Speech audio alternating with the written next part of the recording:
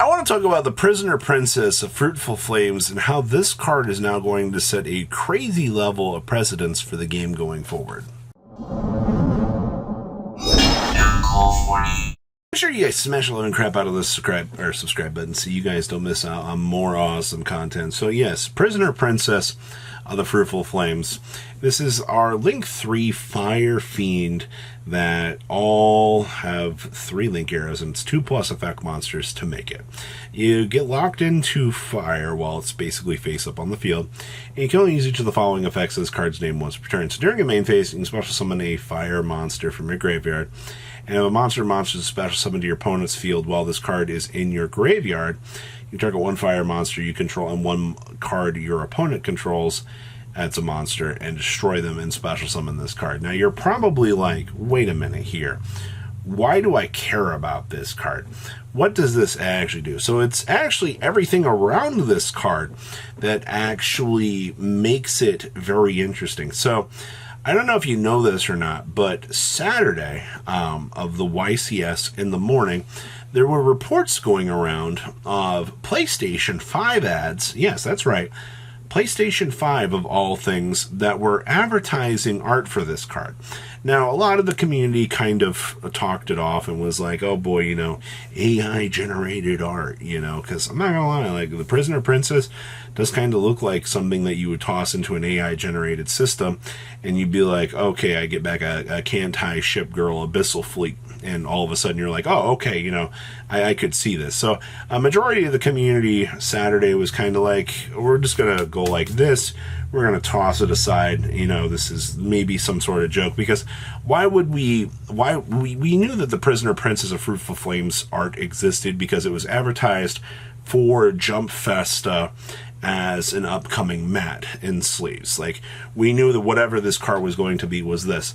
Well, we fast forward to the Japanese stream here, and they announce this card, and we're like, okay, so this card is getting a release in a core set, but why were there Master Duel ads going around for this? You know, why would we be advertising something that's not out yet, you know, as this? Well, actually, 2 days after the set releases, on the 30th, Prisoner Princess of Fruitful Flames will be making its Master Duel appearance. So you're telling me here, all of a sudden, that a card that has not been released in the OCG is now being ported into Master Duel when Master Duel is still how many months behind at this point? You know, they just got to a Rise Heart in Master Duel. So what does this mean? Well, this is actually one of the things that I was personally hopeful here of, and it looks like we are finally at the point. That's right. As Master Duel is a little bit further behind, now Konami can take a look at everything that's coming in Master Duel. You know, hi Salamangreat. Oh yeah, I bet you know that Salad wants to play this card. Alright, hey, you know what? A free extender into a fire monster? Okay, cool, free stepping stone. I'll take that. I can suddenly special summon another fire. Okay, well, you gotta think about, I guess, what Fire Link monsters are technically out there.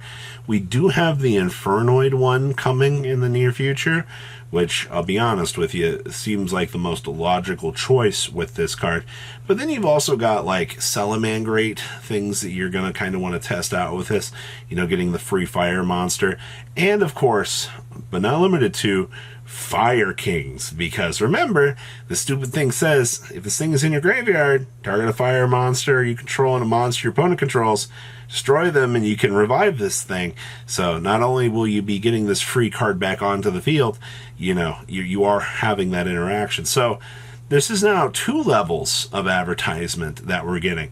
We can start to use this card as a selling point for Master Duel. Hey, hey, come on over to Master Duel.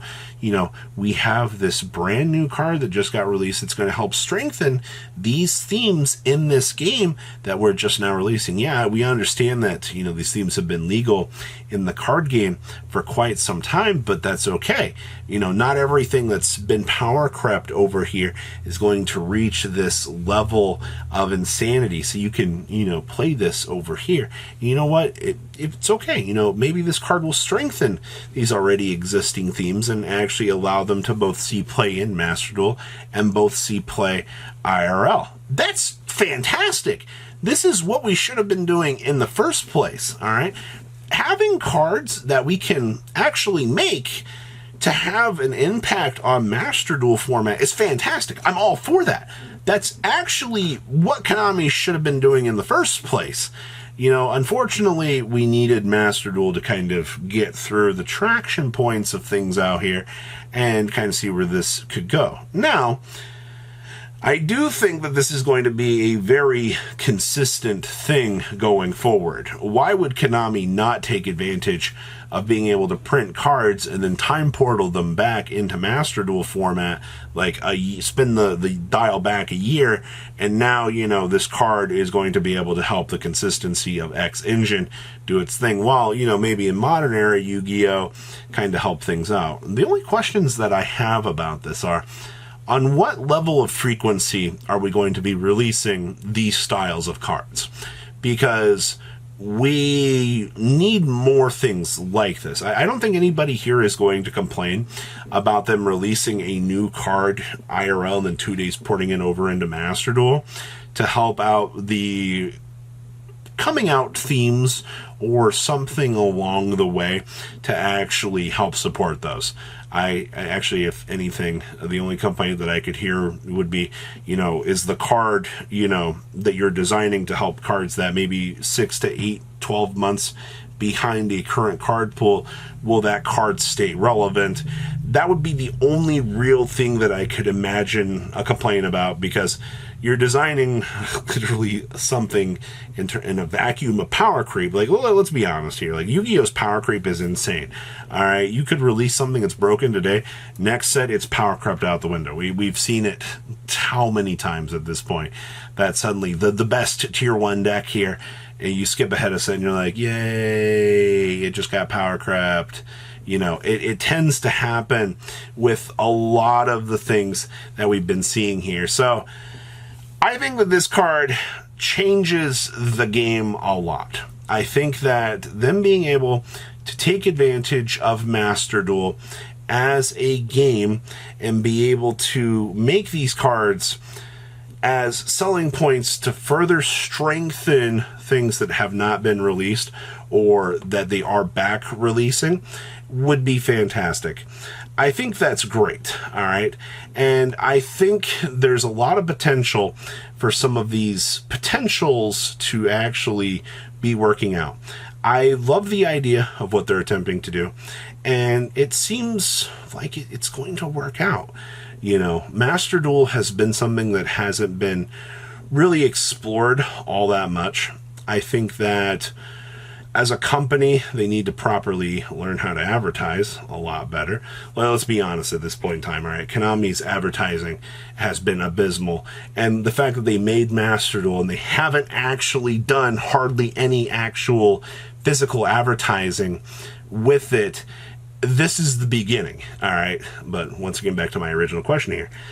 How much can we take advantage of this? How many cards can we cross-port from future sets into making, some of these things actually work out?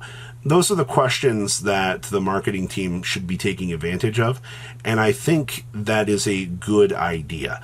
But does Prisoner Princess of the Fruitful Flames seem like a good idea to you? Do you think that there is something here with this, or do you think that this is just a concept that's going to fall to the wayside and that Konami's just wasting their time printing these sorts of cards? I personally don't think that's the case, but we'll have to wait and see. So please, leave a comment down below.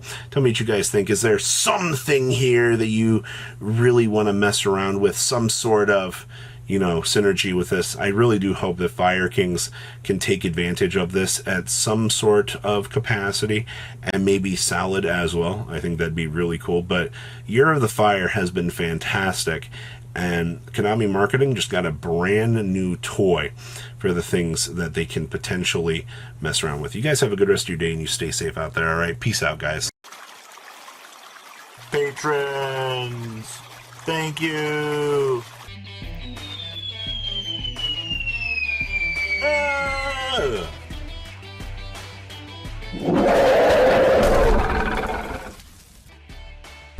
Thank you so much for watching. Check out these other videos.